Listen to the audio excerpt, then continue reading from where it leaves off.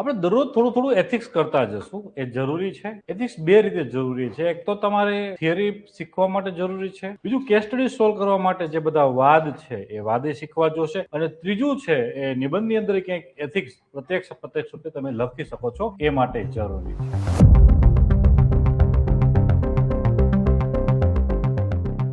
તો ચલો ડિસ્કશનની ધીમે ધીમે શરૂઆત કરીએ છીએ. એથિક્સમાં આજે ધીમે ધીમે ગાંધી વિચાર દર્શનને આગળ વધારીએ છીએ.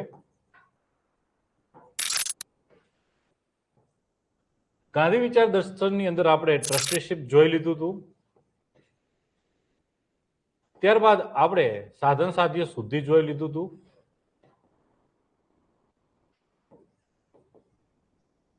આજે આપણે થોડું ભણશું ગાંધીજીના 7 પાપ,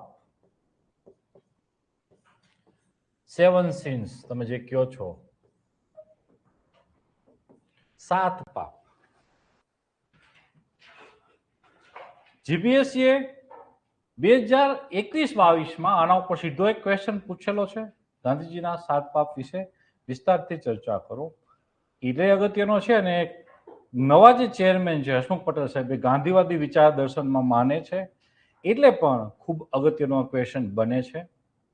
તમે સીધો ક્વેશ્ચન સીધો પ્રત્યક્ષે પૂછી શકે છે આમનો ક્વેશ્ચન, અને પરોક્ષ પણ આમનો ક્વેશ્ચન ક્યાંક ને ક્યાંક તમે આ કેસ સ્ટડીમાં ઉપયોગ કરી શકો છો, નિબંધની અંદર આ પોઈન્ટ લખી શકો છો. ઇવન ઘણા ક્વેશ્ચનના કન્ક્લુઝન 7 પાપથી પણ થઈ શકશે.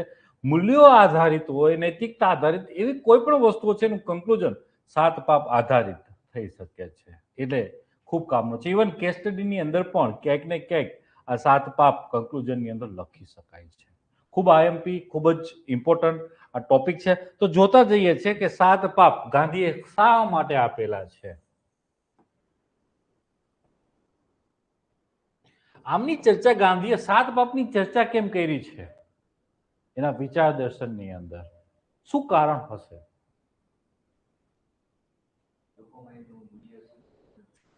ટૂંકમાં લોકોના મૂલ્યો છે એનું અધપતન ના થાય, સમાજના મૂલ્યોનું અધપતન ના થાય, રાષ્ટ્રના મૂલ્યોનું અધપતન ના થાય, એ માટે સમાજની અંદર વ્યક્તિ, સમાજ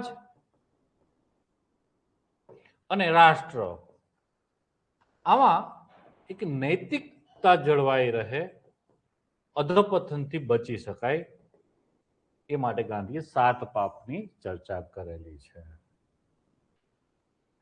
એટલે કે દરેક ક્ષેત્ર, આર્થિક, સામાજિક, સાંસ્કૃતિક, જે રાષ્ટ્રનો ઉદ્ધાર કરે છે એવા દરેક ક્ષેત્રની અંદર એક નૈતિકતા, મૂલ્યો, નીતિમત્તા જળવાઈ રહે એ માટે ગાંધીએ 7 પાપની ચર્ચા કરેલી છે. તો ચાલો એક એક એક એક પાપને જોતા જઈએ છીએ. પહેલું જ પાપ બોલો. નહીં ખબર? થોડું વાંચીને આવો. સિદ્ધાંત વિનાની રાજનીતિ.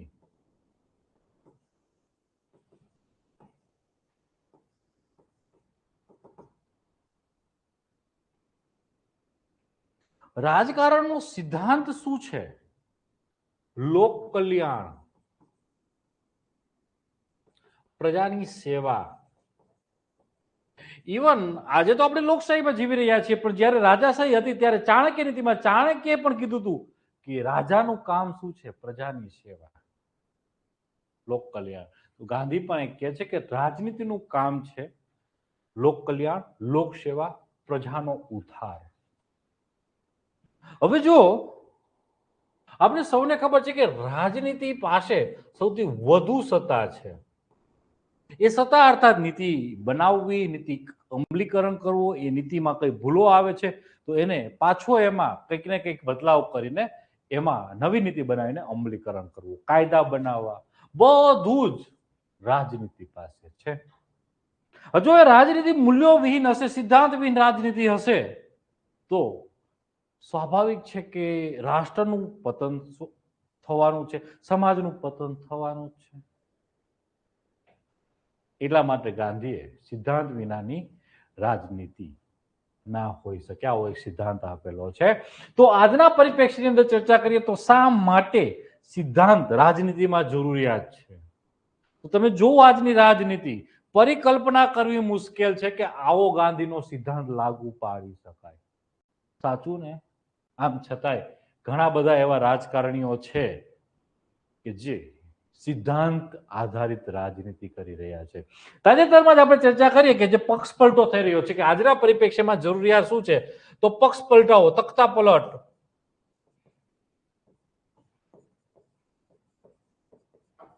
અત્યારે કદાચ તમને ખ્યાલ ટીએમસી હાયરી બંગાળની અંદર, ત્યારબાદ મોટા ભાગના સાંસદો કંઈક આમાં જઈ રહ્યા છે, કંઈક આમાં જઈ રહ્યા છે, તો પક્ષ પલટો કરે છે. જે આયારામ ગયારામની આપણે જેને રાજનીતિ કહી છીએ,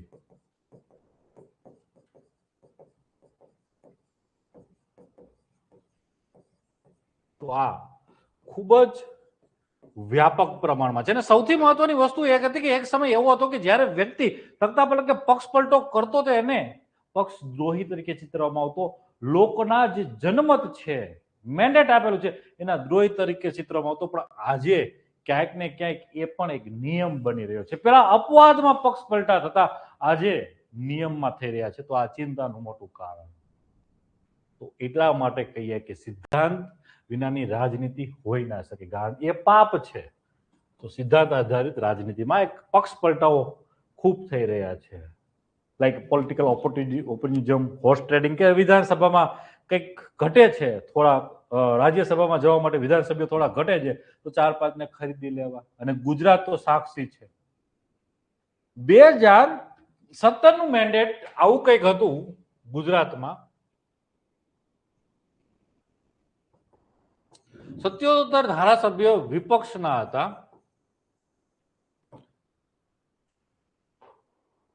77 ધારાસભ્યો વિપક્ષના હતા. અને જયારે 2022 નું ઇલેક્શન આવે છે ત્યારે આ 56 થી ઓછા રહે છે, 50-51 ની આજુબાજુ થઈ જાય છે. આટલા ખરીદ ફરોખ્ત થઈ હતી. તો એટલા માટે કે આ પાપ છે, ગાંધી એવું કહે છે. એના પછી લોકો કે ચૂંટણીમાં જે રાજનીતિનો સિદ્ધાંત વિન થશે તો ચૂંટણીમાં ધનબળ, બાહુબળ, જેને આપણે કહીએ મસલ્સ પાવર, તેનો વ્યાપક પ્રમાણમાં ઉપયોગ થાય છે. તો ચૂંટણીમાં બાહુબલીઓ, ધનબળ, આ બધાનો વ્યાપક ઉપયોગ થાય છે. એટલે ગાંધી કહે છે કે આ પાપ છે. અને તમને ખબર જ હશે કે દારૂ, પૈસાથી મત ખરીદવા, ધાક ધમકીઓથી મત ખરીદવા, બૂથ કેપ્ચરિંગ, આ બધી ઘટનાઓ વારંવાર જોવા મળે છે. અને બૂથ કેપ્ચરિંગ આજના સમયમાં પણ એક વરવી વાસ્તવિકતા છે.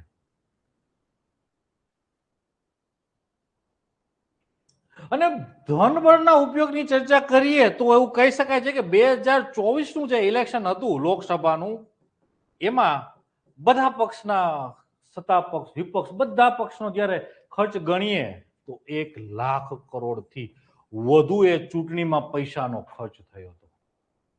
હવે આ પૈસા આવશે ક્યાંથી? ધનપતિઓ, મૂડીપતિઓ પાસે. મૂડીપતિઓ જ્યારે પૈસા કોઈ પણ પક્ષને ડોનેટ કરે છે તો એ કઈ મફત તો નહીં કરે ને. એ કાલે પોલિસીમાં ક્યાંક ને ક્યાંક ઇન્ફ્લુઅન્સીસ કરવાના છે. એનાથી પોલિસી પેરાલિસિસ પણ થશે. એના પછી લોકો રાજનીતિનું અપરાધીકરણ.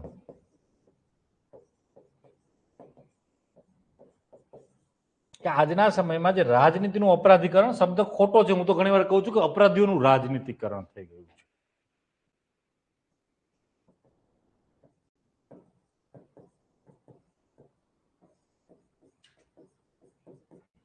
એડીઆર નો રિપોર્ટ કહે છે કે ભારતની સંસદમાં બેસતા 35% સાંસદો ગંભીર ગુનાઓમાં લિપ્ત છે. આ ઉપરાંત ચૂંટણીઓ જીતવા માટે ફેક ન્યૂઝ,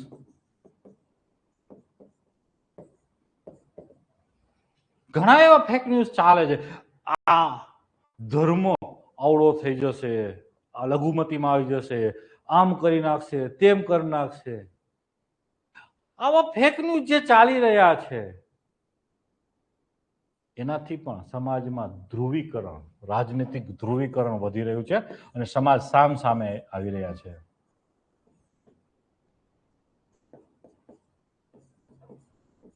એટલે ચૂંટણી જીતવા માટે રાજનીતિક ધ્રુવીકરણ થાય. એ ધર્મ, જાતિ, લિંક કઈ પણ હોઈ શકે છે. ધ્રુવીકરણ ચૂંટણી તો 1 કે 2 મહિના ચાલશે, પણ એ સામાજિક જે સામે લોકો તણાવ પેદા થયો છે, સામાજિક ઘર્ષણ પેદા થયું છે, એ વર્ષોના વર્ષો વીતી જાય છે અને દૂર થતા. એટલા માટે કે રાજનીતિક ધ્રુવીકરણ સિદ્ધાંત વિનાની રાજનીતિનો એક ભાગ છે, એક પાપ છે. આ ઉપરાંત ચૂંટણીઓમાં લોક લુભાવનવાદ, જેને આપણે કહીએ છીએ ફ્રીબીઝ કલ્ચર, પોપ્યુલિઝમ પોલિસી લખો, આ પણ પાપ જ છે.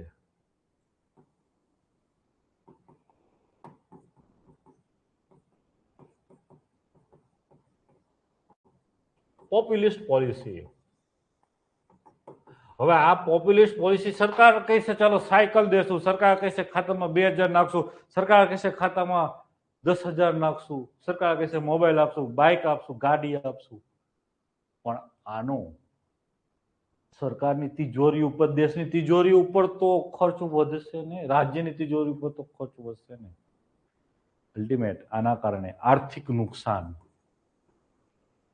અને આ ફ્રીબીઝ કલ્ચર જે વધી રહ્યું છે, ગાંધીનો બીજો જે સિદ્ધાંત છે અથવા બીજું જે પાપ છે, એને પણ વિરોધાભાસમાં લઈ રહ્યું છે.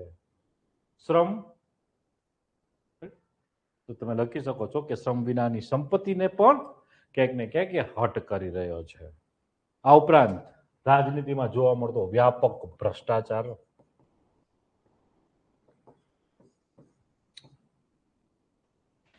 રાજનીતિ લોકસેવા માટે હતી.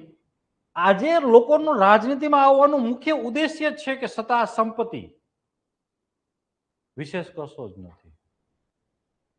મોટા ભાગના રાજકારણીઓનો રાજનીતિમાં આવવાનો મુખ્ય ઉદ્દેશ્ય સત્તા સંપત્તિ રહી ગયો છે. આ પણ એક પાપ છે. અને એ જ્યારે આવશે ત્યારે ભ્રષ્ટ આચરણ તો કરવાના જ છે. ગુજરાતમાં છેલ્લા 10 વર્ષ 15 વર્ષથી રહેલા ધારાસભ્યો કે સાંસદોની સંપત્તિ જોઈએ તો એક પણ 1,000 કરોડથી ઓછા નહીં હોય. તમને થશે વારંવાર કેમ ગુજરાતના ઉદાહરણ આપો છો? કારણ એ છે કે તમે ગુજરાતના પબ્લિક સર્વિસ કમિશનની પરીક્ષા આપો છો તો ઉદાહરણો સ્થાનિક હશે તો એ તમારો પેપર ચેકર છે. તમે વર્તમાન પ્રવાહથી અથવા ગુજરાતની જે પરિસ્થિતિથી કેટલા વાકેફ છો એનાથી પરિચિત અથવા એ તમને એ રીતે મૂલ્યાંકન કરશે. તો ઉદાહરણોમાં જેટલા ગુજરાતના નાખી શકો છો એટલા નાખવા પ્રયાસ કરવા. તો આમાં તમારે લખાય કે એમપી એમએલએ છેલ્લા 10-15 વર્ષથી ગુજરાતમાં જે કન્ટિન્યુ છે એમાંથી લગભગ ધારાસભ્યો અબજોપતિ છે, કરોડપતિ નહીં. આ ઉપરાંત રાષ્ટ્ર કલ્યાણ કરતા વ્યક્તિગત સ્વાર્થને વધુ રાજનીતિમાં પ્રાથમિકતા આપવી. રાષ્ટ્ર કરતા વ્યક્તિગત સ્વાર્થ.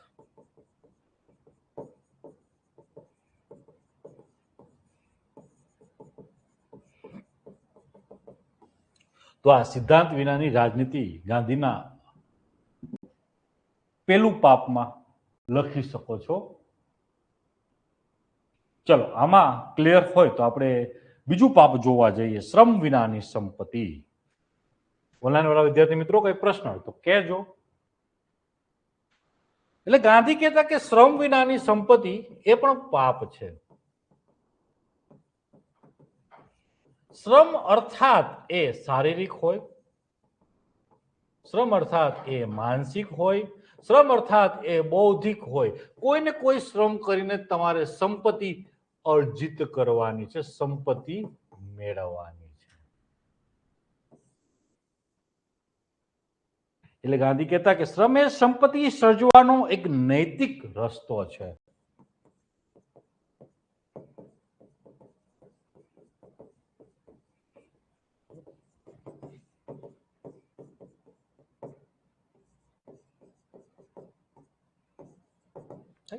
હવે તમને એમ થાય કે મારે ગ્રાફમાં ઢાળવું છે તો શ્રમ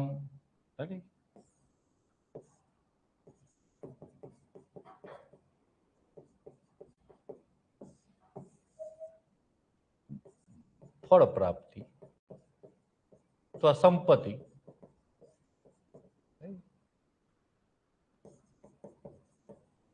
તો આ રીતે કંઈક ને કંઈક બનાવી શકો છો.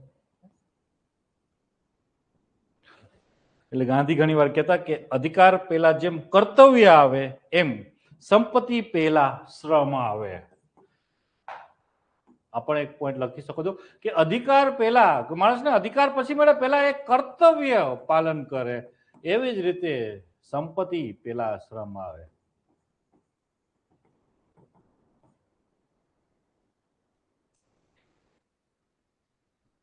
એટલે સરકાર ઘણી વખત બેરોજગારી ભથ્થાની વાત કરી રહી હોય ત્યારે જેમના સમર્થકો છે, ગાંધી વિચારના સમર્થકો છે, એ હંમેશા કહેતા હોય છે કે ગાંધી વિચારોથી આ અગેન્સ્ટ છે.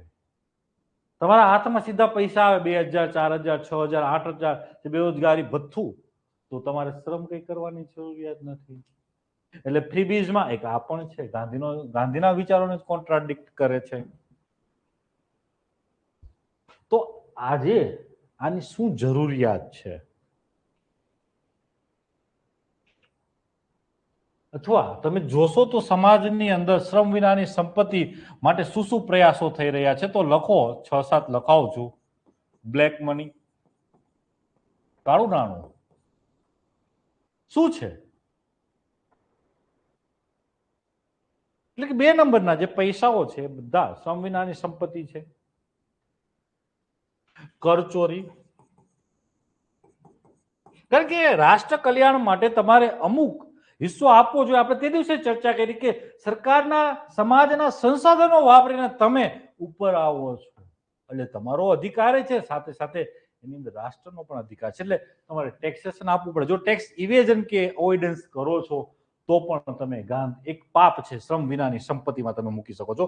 આ પછી હમણાં જે ચાલુ થયું છે આજના જમાનામાં ઓનલાઈન ફ્રોડ, સાયબર ગુનાઓ છે, સાયબર ફ્રોડ કરે છે ને. તમારી પાસે ઓટીપી લઈ લે અને એનું ક્રેડિટ કાર્ડનું બિલ ભરી દે, ઓટીપી લઈ એના ખાતામાં પૈસા ટ્રાન્સફર કરી દે, અને એક આખી ચેનલ ચાલે છે જેને આપણે કાર્ટલાઇઝેશન કહીએ. તો આખી ચેનલ ચાલે છે ઝારખંડથી. આખું એ નેટવર્ક ચલાવવામાં આવે છે કે કોઈ ફસાઈ ગયો મુર્ગો, પકડાઈ ગયો, હાથમાં આવી ગયો, ઓટીપી લઈ લીધા, ખાતામાં પૈસા ટ્રાન્સફર કરી લે, 1,00,000, 2,00,000 જેટલા હોય એટલા. પછી એ લોકો ડિવાઈડ કરી દે અને થોડી વારમાં પૈસા ઉપાડી લેવામાં આવે. એટલે પછી પૂરું કોણ હતા, ખાતા બીજા ના હોય, ફોન બીજા ના હોય, કોઈ પકડાય નહીં. તો ઓનલાઈન ફ્રોડ, પોન્જી સ્કીમ, આ બધું ચાલે છે. એની પાછળ મોટું કારણ એ પણ છે, પોન્જી સ્કીમો ચાલે છે. માણસનો લોભ. તમને ખબર છે કે 21 દિવસમાં પૈસા ડબલ નો થાય, છતાંય આપણે કરવા હોય છે. એના કારણે તમે આ બધી વસ્તુમાં ફસાઈ જતા હોય છે. તાજેતરમાં જ હમણાં ગિફ્ટ સિટીમાં આખું એક સ્કેન્ડલ આમનું બહાર આવ્યું.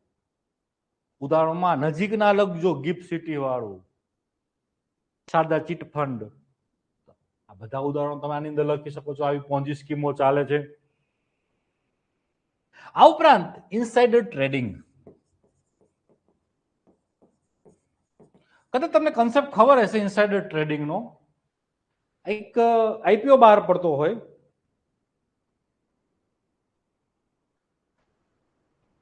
ટેક્સ અવોઇડન્સ અને ઇવેઝન, તો અહીં ઇવેઝન લખો ચાલો.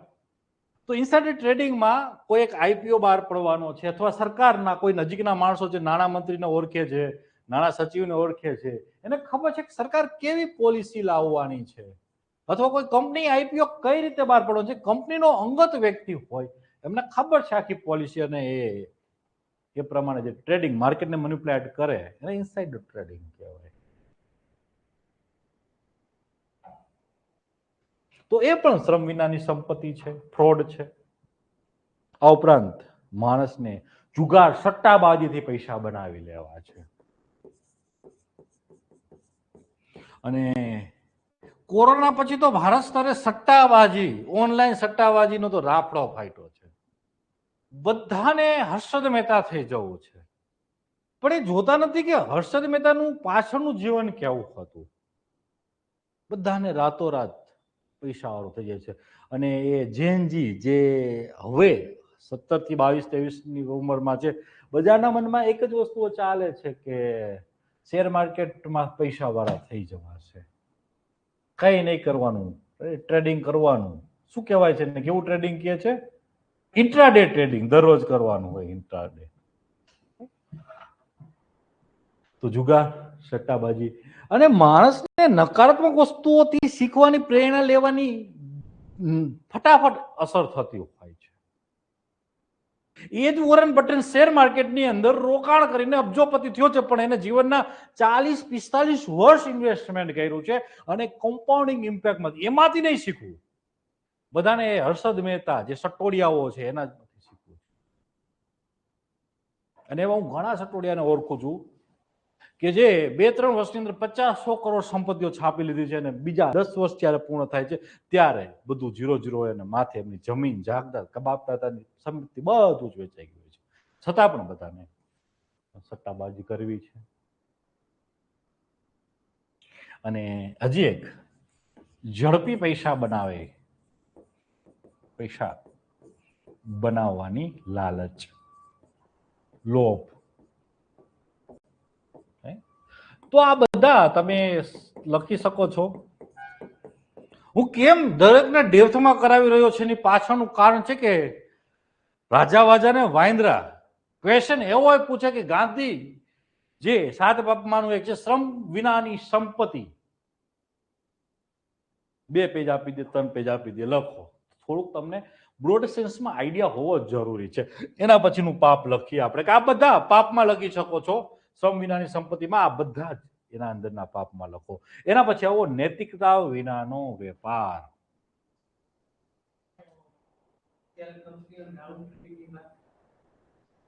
સેલ કંપની લખી શકો છો. એ one type of insider trading જ છે એક પ્રકારનું.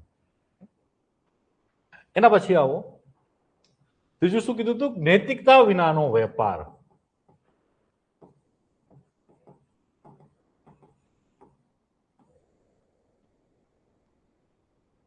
કોમર્સ વિધાઉટ મોરાલિટી હોય.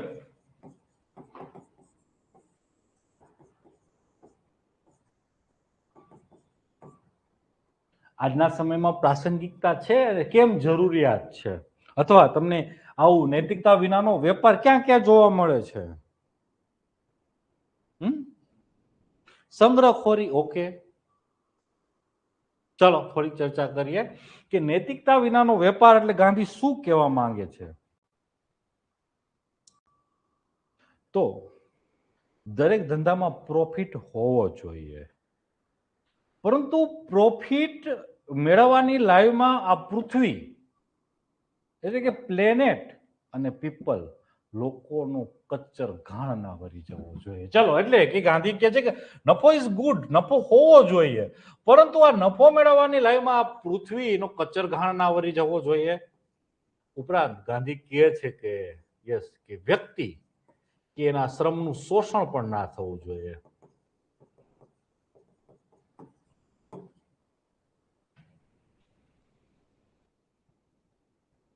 અને તમારા ધંધાનો મુખ્ય હેતુ ખાલી નફો ના હોવો જોઈએ, સમાજની જરૂરિયાતો પરિપૂર્ણ થાય એ હોવો જોઈએ. માત્ર નફો જ હેતુ નથી, સાથોસાથ સમાજની જરૂરિયાત પરિપૂર્ણ થવી જોઈએ. આ ગાંધી વાત કે છે. પણ આજના સંદર્ભમાં આવું જોવામાં પાપ છે. જો તમે ખાલી નફાને પ્રોત્સાહન આપો, એની અંદર તમે પૃથ્વીનું, વ્યક્તિનું, બધાનું, સમાજનું જો કલ્યાણ નથી વિચારતા, સમાજની જરૂરિયાતો વિશે નથી વિચારતા અને વ્યક્તિ ખાલી પોતાના નફા વિશે વિચારે, એવી ઘટનાઓમાં આપણે લખીએ તો ભેળસેળ છે ને. ગુજરાતમાં સુરત અને અમદાવાદમાંથી ઓલા પનીર મળ્યા હતા. કેવા કહેવાય ને, આલ્ફા કેવા પનીર કહે છે એને. એ પનીરનું નામે કંઈક સર એન્ટિક આપ્યું હતું, ભેળસેળ વાળું. તો પનીર લખો ભેળસેળ, કે આ પણ પાપ છે. એની અંદર હમણાં તાજેતરમાં મળેલું પનીર. ઓનલાઈન વિદ્યાર્થી મિત્રો, પનીરનું નામ શું હતું? કંઈક સરસ મજાનું નામ આપેલું છે એ પનીરનું.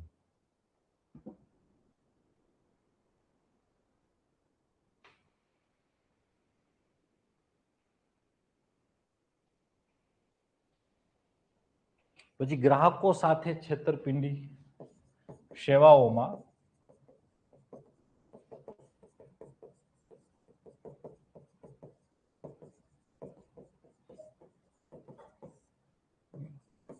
અત્યારે ઓનલાઈનના જમાનાની અંદર તમને કદાચ ખ્યાલ હોય તો ઘણી એવી વેબસાઇટો ચાલે છે કે જે આ ઓનલાઈન પ્લેટફોર્મ છે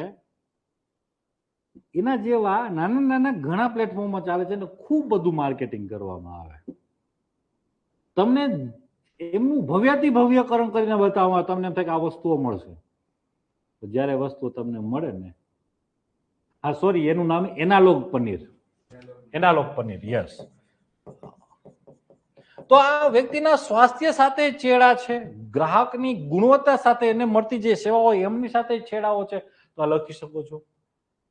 અને હું કેમ ઉદાહરણો બતાવી વર્તમાનના પરિપ્રેક્ષ્યમાં લખું છું જેથી તમે પેપર ચેકર સાથે કનેક્ટ થઈ શકો, એ પણ વર્તમાનના સંદર્ભની અંદર. કારણ કે એથિક્સ પેપરની અંદર છોકરાઓના મગજમાં અમુક પિન ચોટી ગઈ છે, અશોક ખેમકાથી આગળ નથી વધતા.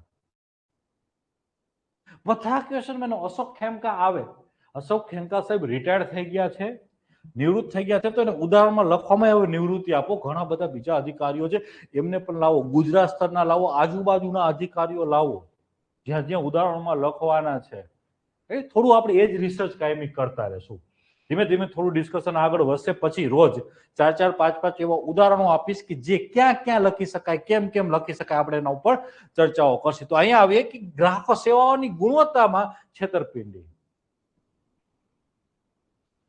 એના પછી આવો કોર્પોરેટ કૌભાંડો.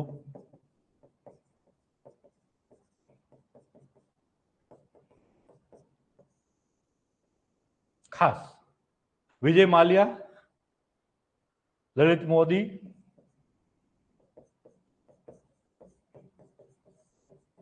તો આ બધા છે કોર્પોરેટ કૌભાંડો જ કહેવાય. બેંકોનો પૈસો, બેંક અર્થાત અલ્ટિમેટ તો સર લોકો જ છે, લોકોના પૈસા જ છે, ઉફાડીને ભાગી જવું. આ ઉપરાંત એ વેપારની લાઈમાં, નફાની લાઈમાં પર્યાવરણનો આપણે ચરઘાણ કરવો, તો તમે લખી શકો કે પર્યાવરણને નુકસાન અર્થાત સંસાધનોનું દોહન. અને કઈ હદ સુધી આપણે સંસાધનોનું દોહન કરીએ છીએ, તો હું તમને ઉદાહરણથી તમને સમજાવું કે પાપ આપણે કરી રહ્યા છીએ. સમગ્ર સૃષ્ટિવાસીઓ, પૃથ્વીવાસીઓ, આપણે એમાં માણસો સૌથી આગળ આવશે કે જે પર્યાવરણનો કચર ઘાણ કરી રહ્યા છે. એક આવે અર્થ ઓવરશૂટ ડે, કદાચ આ દિવસનું નામ તમે સાંભળ્યું પણ હોય.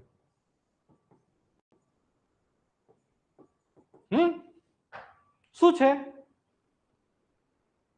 પૃથ્વી આપણે એક વર્ષમાં જે વાપરવા આપે સંસાધનો, કે એની પાસે ક્ષમતા છે કે આટલા વાપરો, મને કાંઈ ચિંતા નથી. પરંતુ આપણે રહી માણસ જાત, લોભ એ આપણો સ્વભાવ છે, લાલચ એ આપણો સ્વભાવ છે. ને ગાંધી કહેતા કે પૃથ્વી આપણી જરૂરિયાતો માટે છે, લાલચ ગ્રીડ માટે નહીં, નીડ માટે છે. પરંતુ આપણે માણસ જાત એ ભૂલી ગયા છીએ ને એ ગ્રીડની લાલચ, ગ્રીડ એટલે વર્ચસ્વની લાલચમાં આપણે એ હદ સુધી સંસાધનોનું દોહન કરી રહ્યા છે કે જે પૃથ્વી આપને જેટલા સંસાધનો એક વર્ષમાં વાપરવા આપે છે, આપણે એથી વધુ વાપરી રહ્યા છે. અર્થાત વચ્ચે ક્યાંક એવો ગાળો આવશે કે એક વર્ષના સંસાધનોની મર્યાદા આવી જશે. જે દિવસે એક વર્ષના સંસાધનોની મર્યાદા આવી જાય એટલે આપણે વાપરી નાખીએ, સરપ્લસ વાપરતા વાપરતા. અત્યારે કંઈક આપણે જુલાઈ એન્ડ ઓગસ્ટ પહેલું વીકની આજુબાજુ હોય છે, પહેલું બીજું વીકની આજુબાજુ. આ હદ સુધી આપણે સંસાધનોનું દોહન કરી રહ્યા છીએ. ક્લિયર?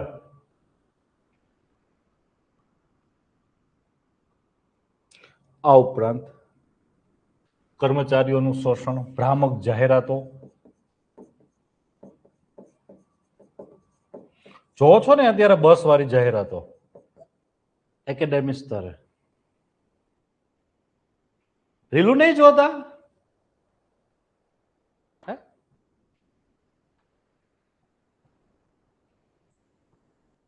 તો એક ભ્રામક જાહેરાતો તમે લખો. 5 નંબર કર્મચારીઓનું શોષણ, 6 નંબર ભ્રામક જાહેરાતો.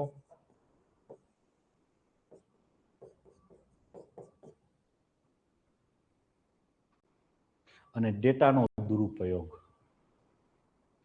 કે તમે ડેટા જે ડિજિટલ પ્લેટફોર્મ ઉપર તમે ડેટા જનરેટ કરી રહ્યા છો, એ ડેટા ફંડામેન્ટલ રાઇટ છે એમનું ગુપ્ત જળવાઈ રહે, એમની પ્રાઇવેસી જળવાઈ રહે. પરંતુ મોટી મોટી કંપનીઓએ બિગ ડેટા ક્યાંક ને ક્યાંક વેચી રહી છે અને વેચી જ રહી છે. ફેસબુક તમારામાંથી શું કમાય છે? ડેટા કમાય છે. દર ઇલેક્શનની અંદર એ ડેટા કોઈ કોઈ પક્ષને વેચવામાં આવે છે. લોકોની શું ડિમાન્ડ છે, કંપનીઓને વેચવામાં આવે છે શું ડિમાન્ડ છે, અને બધાના અલ્ગોરિધમ એ રીતે સેટ થયેલા છે બિગ ડેટા એનાલિસિસ અંદર. તો આ લખી શકો છો. આ પણ નૈતિકતા વિનાનો વેપાર થઈ ગયો છે. ચલો એના પછી ચોથું પાપ જોઈએ, ચરિત્ર વિનાનું જ્ઞાન.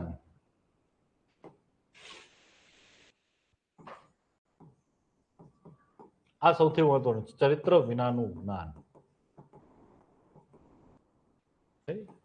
Knowledge without character. ચાલો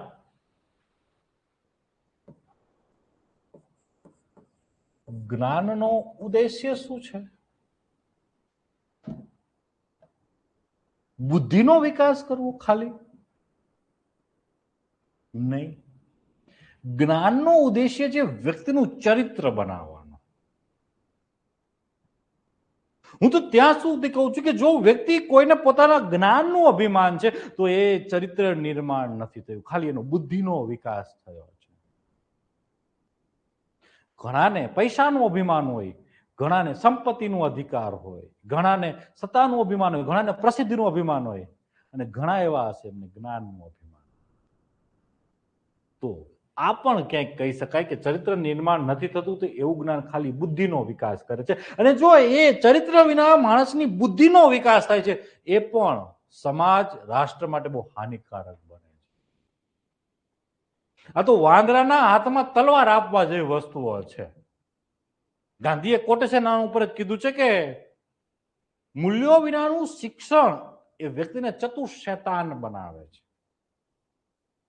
અહીંયા જ વાત છે કે આતંકવાદીના હાથમાં પરમાણુ બોમ્બ આવી જાય તો શું થાય?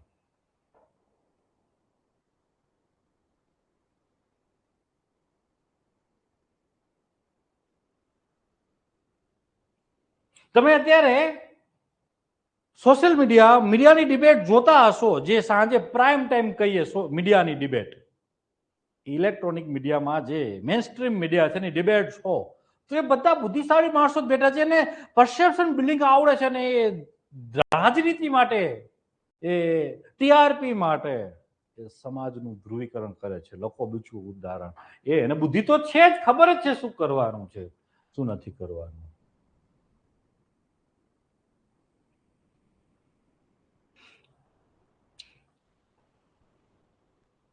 આ ઉપરાંત લખો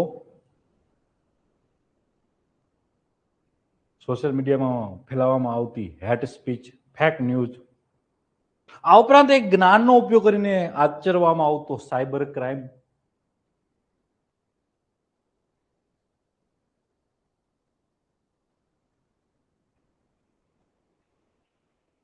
અધિકારી ભ્રષ્ટાચાર કરે છે, પકડાતા જ નહીં.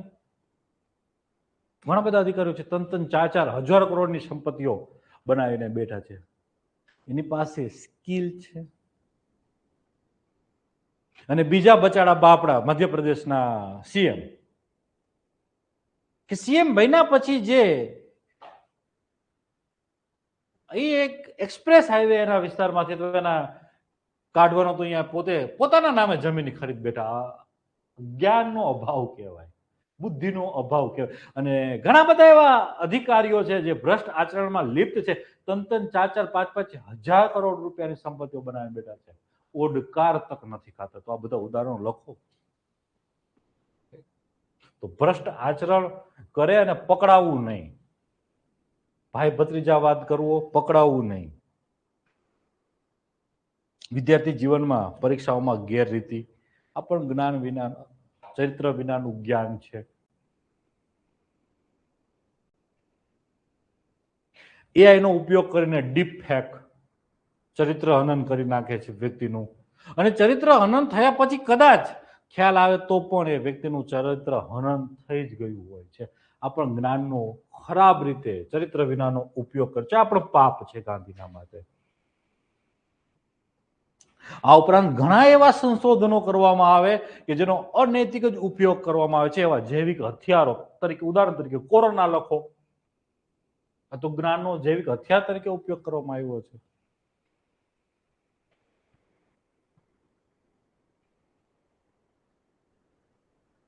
આ ઉપરાંત જો તમારે એક ઉદાહરણ લખવું છે તો પ્રોફેશનની અંદર આચરવામાં આવતી અનૈતિકતા, એ સિવિલ એન્જિનિયર બ્રિજમાંથી કટકી કરે, એ ડોક્ટર અનપ્રોફેશનલ બનીને લાશની ટ્રીટમેન્ટો કરે. ઓલું મૂવી છે અક્ષય કુમારનું ગબ્બર ઇઝ બેક, એમાં બતાવે છે ને, એ તો સામાન્ય છે. સરકારના ઉદાહરણમાં લખો તો સરકારની જે સ્કીમ ચાલી રહી છે, યોજના, માં અમૃતમ કાર્ડ, એની અંદર આ વારંવાર થાય છે.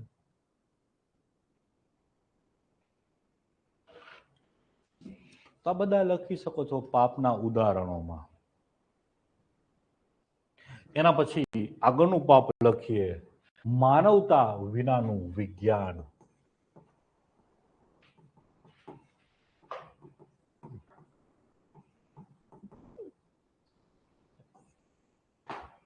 Science without humanity.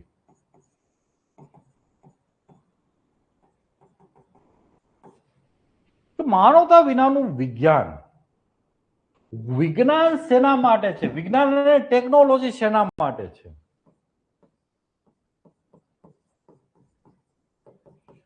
માણસના એફર્ટ્સ ઓછા કરે, પ્રયાસો ઘટાડે, સમય બચાવે, ઉર્જા બચાવે. આ એક એમનો ઉદ્દેશ્ય છે. બીજો ઉદ્દેશ્ય છે માનવ કલ્યાણ. ત્રીજો ઉદ્દેશ્ય છે માનવ ઉત્ક્રાંતિ ની પ્રક્રિયાને વેગવાનથી કરવી.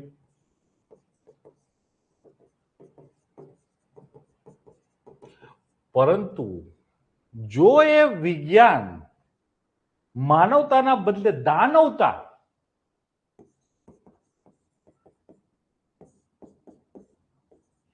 દાનવતા બને તો શું થાય? તો એવી 5-6 ટેકનોલોજી વિચારીએ કે જે દાનવ બની છે. સૌથી પહેલું પરમાણુ, કે પરમાણુની શોધ આપણે શેના માટે કરેલી હતી? એક તો મેડિસિનમાં ઉપયોગ કરવા અને બીજો એનો ઉપયોગ હતો ઉર્જામાં. પરંતુ આપણે એને પરમાણુ બોમ્બ બનાવીને બેઠા છીએ અને એનો ઘાતક ઉપયોગ હિરોશીમા અને નાગાસાકી ઉપર થઈ ગયો છે. ઉદાહરણમાં લખો.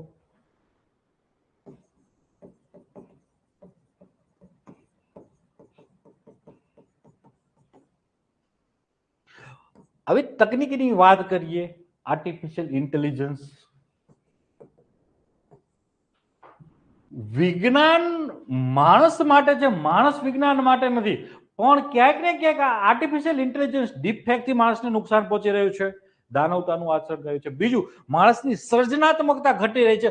માણસ એટલે છે કારણ કે એની અંદર એક સર્જનશીલનો ગુણ છે, વિચારવાનો ગુણ છે, એની પાસે તર્કશીલતા છે, એટલે માણસ બને છે.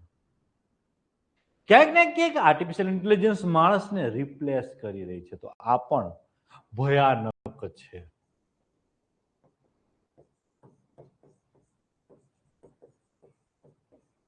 આ ઉપરાંત જૈવિક હથિયારો,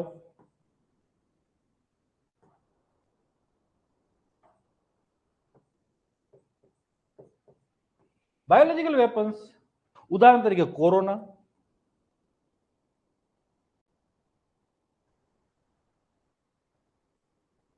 હવે ચીન અને અમેરિકા બે એ બાબતે ગડમથલમાં છે કે આ બનાવ્યો તો કેને, શા માટે? તો તાજેતરનું રિસર્ચ એવું કહે છે કે આ અમેરિકાના વૈજ્ઞાનિકોએ ચીનની લેબોરેટરીમાં વુહાનમાં બનાવેલો છે.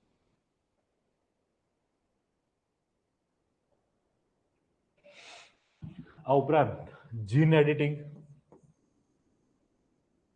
કે આ બધાના કારણે નૈતિક દુવિધાઓ ઊભી થઈ રહી છે. સૌથી જીન એડિટિંગની સૌથી નૈતિક દુવિધા એ છે કે અહીંયા ડિઝાઇનર બેબી બનાવવામાં આવે છે. ડિઝાઇનર બેબી અર્થાત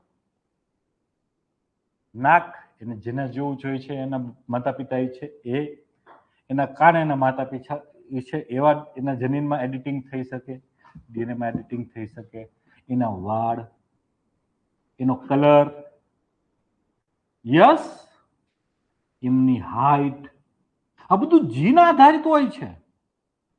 બધું એડિટિંગ કરીને બનાવી શકાય છે લેબની અંદર, જેવું જોઈએ એવું બાળક. તો આ કુદરતની પ્રક્રિયા છે એમાં ખલેલ છે. બીજું, એ બાળકના અધિકારનું શું?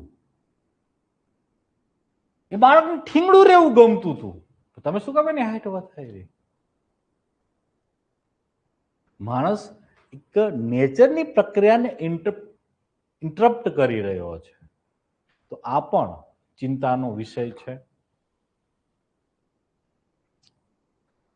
બીજું, અહીં હજી ડેટાની વાત તો કરી શકો છો. ડેટા ગોપનીયતાનો ભંગ થાય છે.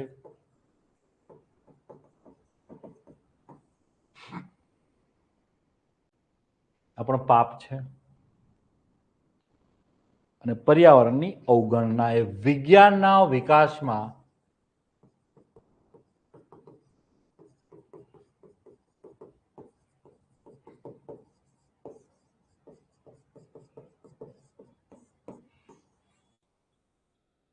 તમારે ડિફેન્સ માટે કોઈ તોપનું પરીક્ષણ કરવું છે, તમારે ડિફેન્સ માટે પરમાણુ બોમ્બનું પરીક્ષણ કરવું છે, તો એ કેટલું નુકસાન પહોંચાડશે પર્યાવરણને? લખી શકો છો.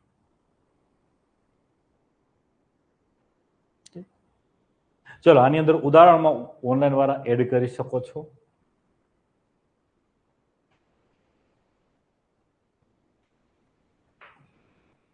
છઠ્ઠા પોઈન્ટ ઉપર જઈએ. પ્લેઝર વાળો છે, તો લખો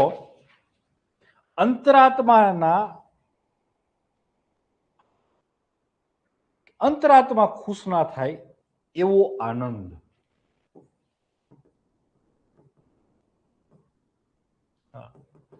ખુશી વિનાનો આનંદ, આ પણ પાપ છે. Pleasure without કન્સાયન્સ.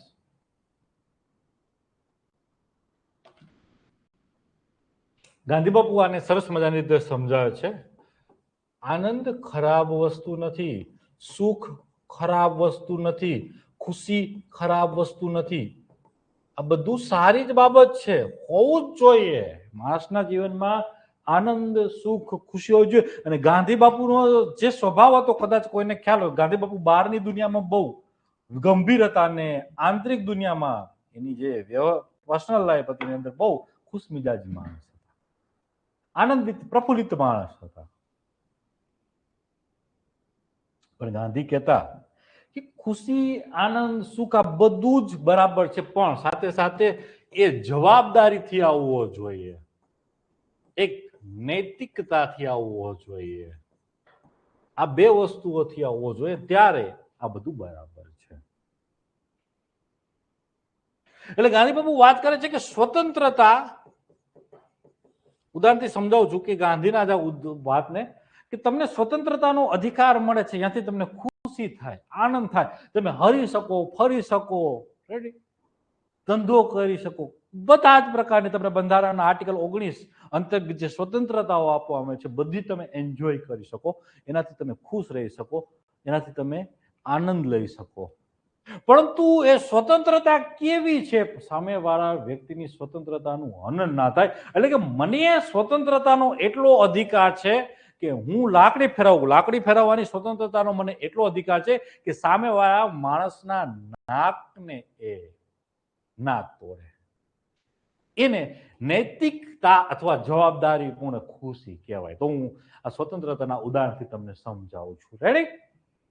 લખજો. હવે ગાંધી વાત કરે છે કે સોશિયલ મીડિયામાં તમને ચેટચાટ કરવું, તમને અભિવ્યક્ત થવું, તમારા લખાણ ને બધી વસ્તુનો આનંદ મળે છે. પરંતુ જો એ સોશિયલ મીડિયા ટ્રોલિંગ કરીને અન્યના જીવનને તમે હરામ કરી મૂકો તો એ પાપ છે. હું ઉદાહરણથી સમજાવું છું કે સોશિયલ મીડિયા આજના જમાનામાં કેમ જરૂરિયાત છે. તો આપણે સોશિયલ મીડિયાના યુગની અંદર ચેટ ચાટ આ ઉપરાંત મેસેજ આ ઉપરાંત સોશિયલ મીડિયાથી તમારા મિત્રોની તમે નજીક રહી શકો, વોટ્સએપથી ફેસબુકથી આ ઉપરાંત તમે ઇન્સ્ટાગ્રામમાં તમારી જાતને અભિવ્યક્ત કરી શકો છો, રીલ બનાવી શકો છો, બધું કરી શકો છો, એનો તમને આનંદ છે. પરંતુ એ આનંદ અન્યનું દુઃખ કે પીડા ના બનવો જોઈએ, કે અન્યને ટ્રોલિંગનો હિસ્સો ના બનાવવો જોઈએ. આ ઉપરાંત હેટ સ્પીચથી સમાજમાં વિભાજન ના થવું જોઈએ. તો પેલું ઉદાહરણ આમાં લખો, સોશિયલ મીડિયા ટ્રોલિંગ.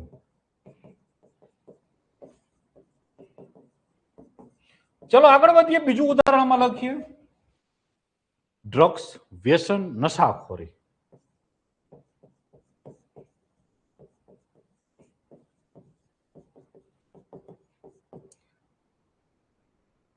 હા, કોલેજમાં રેગિંગ. તું તો ઓફલાઈન હોવો જોઈતો તો અજય.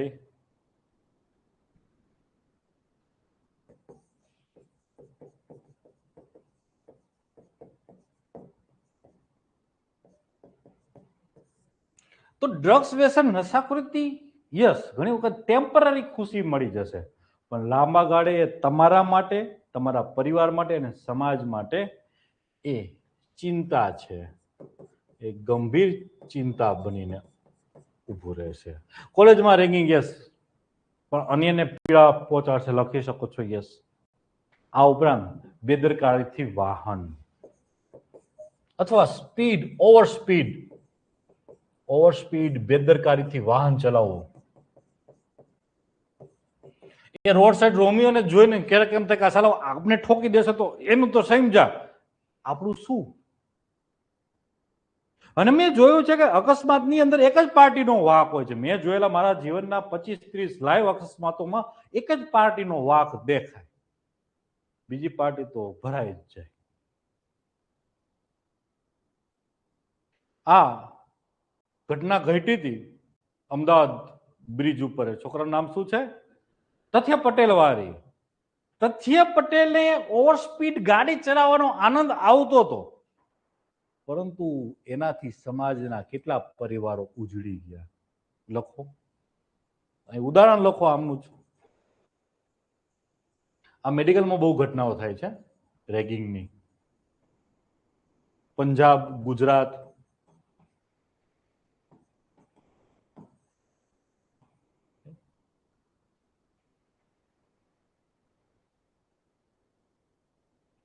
આ ઉપરાંત ઉપભોગ કરવો આપને ગમે કોઈ પણ વસ્તુઓનો, કે સારો મોબાઈલ આપણી પાસે છે, ભૌતિકતાવાદી જીવનશૈલીમાં એ ઉપભોગ જ છે. મોબાઈલ તમે વાપરો છો, મોબાઈલ આજના સમયની જરૂરિયાત છે, પણ મોબાઈલની આવરદા 8 વર્ષ છે, 7 વર્ષ છે, અને તમે જે આઈફોન અપડેટ થયા પહેલા તમે લાવો તો એ ઉપભોગતાવાદી જીવનશૈલી છે. ઓર દિખાવો, તો વધુ ઉપભોગ કરો, વધુ, એ તો તમને બતાવ્યા જ રાખશે. ઓર દિખાવો, ઓર દિખાવો, ઓર દિખાવો. તમે વધુ ઉપભોગ કર્યા જ રાખશો. એ ચેનની અંદર એ વસ્તુ બનાવવામાં ક્યાંક ને ક્યાંક કાર્બનનું એમિશન થાય છે. ઇલેક્ટ્રોનિક વસ્તુ ક્યાંક ને ક્યાંક એ વેસ્ટ બને છે, તો અંતિમ પર્યાવરણને નુકસાન થાય છે. ઉપભોક્તાવાદી જીવનશૈલી, ઉપભોગી જીવનશૈલી પર્યાવરણને નુકસાન, હાનિ પહોંચાડે છે. અને હજી આમાં એક ઉદાહરણ મને અત્યારે યાદ આવી રહ્યું છે. ઓનલાઈન ગેમિંગ, સટ્ટા, ઓનલાઈન સટ્ટા ગેમિંગ મજા આવે, પરંતુ પરિવારને ડૂબાડી દેતું હોય છે. અન્ય કે તમને મજા આવે, ચાલો સટ્ટો રમો, ગેમિંગ કરો ઓનલાઈન, એનાથી પૈસા લેવડ દેવડ જે તમે હાર જીત થાય એના પણ હોય, પણ જ્યારે એ આંકડો બહુ મોટો થાય છે, તમારા કારણે તમારા આખા પરિવારની ખુશી ગુમાવે છે. અને ગુજરાતની અંદર ખાસ આવનારા સમયમાં હું અંગતપણે એવું માનું છું કે દરેક પરિવારે નવું સંપત્તિનું સર્જન ના કરે તો કઈ નહીં, પણ જે સંપત્તિ વારસામાં મળેલ છે ટકાવશે ને તો પણ એ આવનારા 10-15 વર્ષમાં સમૃદ્ધ ગણાશે. કારણ એવું છે કે કોઈ પણ ખાસ કરીને વૈશ્વિકરણના યુગમાં બાળકો એટલા સક્રિય છે, જેનજી અથવા જેનજી હશે મને કોઈ વાંધો નથી, પણ બાળકોથી કૌશલ અવસ્થામાં એ લોકો છે, બધાને પૈસા વાળું થઈ જવું છે, મોજ શોખ કરવા છે, બધાને હીરા હિરોઈન જેવું જીવન જીવવું છે, બધાને આવું જ સેલિબ્રિટી થઈને ફરવું છે. અને એની લાઈફમાં ક્યાંક ને ક્યાંક ઉપભોક્તાવાદી લક્ઝરિયસ લાઈફ, ટૂંકા અંતરમાં સફળતા, બધા જ ગુણો એની અંદર આપોઆપ ક્યાંક ને ક્યાંક, અથવા એ માટે લોકો ભાગદોડ કરશે અને છેલ્લે ક્યાંક ને ક્યાંક બધું ગુમાવી દેશે. આવું સરેરાશ અત્યારે તમારા ગામડાઓમાં જોશો તો 5-25 દર વર્ષે યુવાનો આવા દેવાઓમાં આવી જ જાય છે. અફેક્ટ છે સોસાયટીનો. તો આ બધી વસ્તુઓ તમે લખી શકો છો. આ ઉપરાંત તમને આમાં કોઈ કહી શકો છો કે આની અંદર લખવા જેવા પોઈન્ટની અંદર? ચાલો, અને છેલ્લે લખો ત્યાગ વિનાની ઉપાસના. ત્યાગ વિનાનો ધર્મ, ત્યાગ વિનાની ઉપાસના. 7 પાપમાં ત્યાગ વિનાનો ધર્મ કે ઉપાસના બે લખી શકો છો.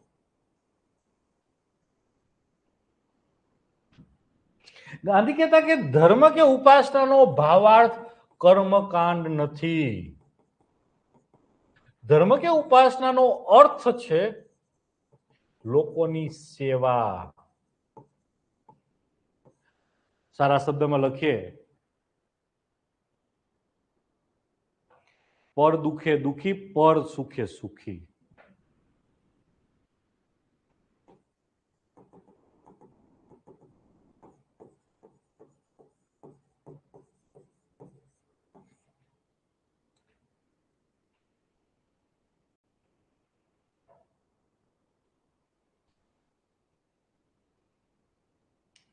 પણ આ કર્મકાંડ, આ ઉપરાંત એને કીધું છે કે ધર્મ ઉપાસના શું શીખવે છે? પ્રેમ, કરુણા, પરોપકાર, દયા, સેવા, આ બધું શીખવે છે. અને આ છે તો જ ધર્મ છે. એટલે આ વસ્તુ જ્યારે આવશે ત્યારે આપોઆપ ત્યાગ આવી જશે. પરંતુ આવા પાપ આજના સમયમાં ક્યાં આચરવામાં આવી રહ્યા છે?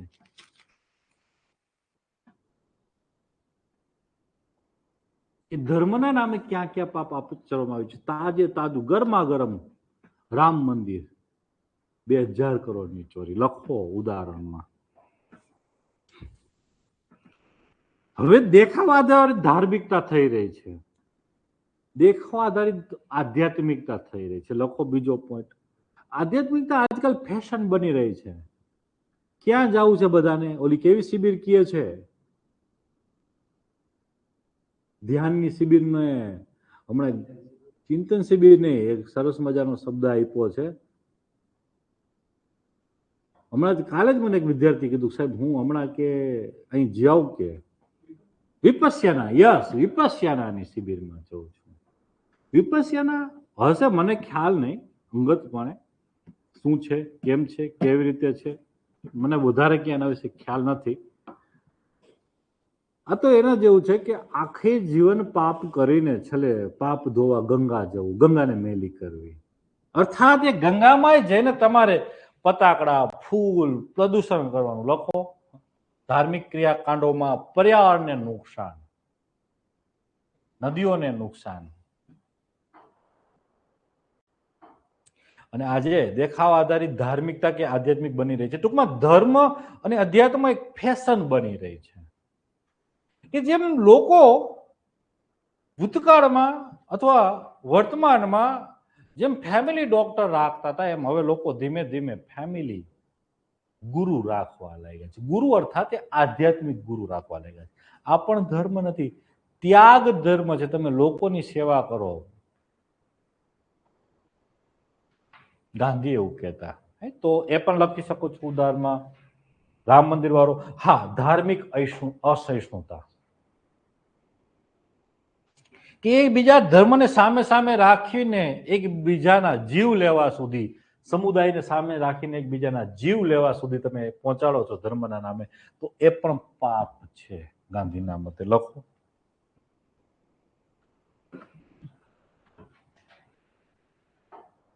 પછી એક કેળું દાન આપીને 10 જણા સેલ્ફી લે, ફોટો પાડે, એ પણ પાપ છે. લખો.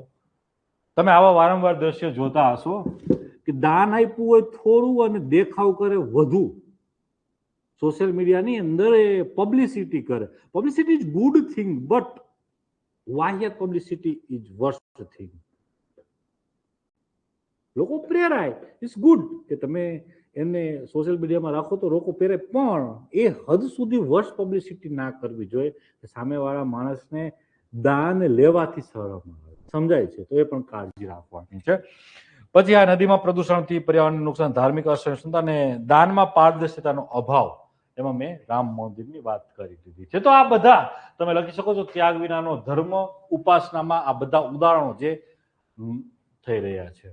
ઓવરઓલ આપણે ચર્ચા કરી કે 7 પાપ ગાંધીએ કેમ કીધા હતા, તો આપને ખ્યાલ છે કે સમાજમાં સૌહાર્દ બને, કે લોકો આનાથી ડરે તો સૌહાર્દ બને, સમાજમાં શાંતિ જળવાય,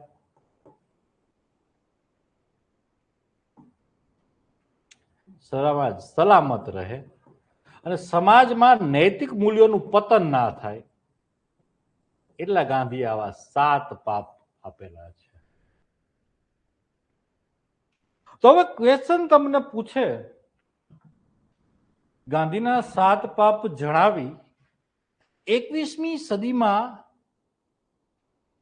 તેમની પ્રાસંગિકતા વિશે અથવા સમાજમાં તેમની પ્રાસંગિકતા વિશે ચર્ચા કરો તો તમે લખી શકો. કેટલા ઉદાહરણો ઢગલો કરી દીધો. લખી શકાય, આરામથી લખી, દરેકમાં 3-4 લખી દો. ક્લિયર?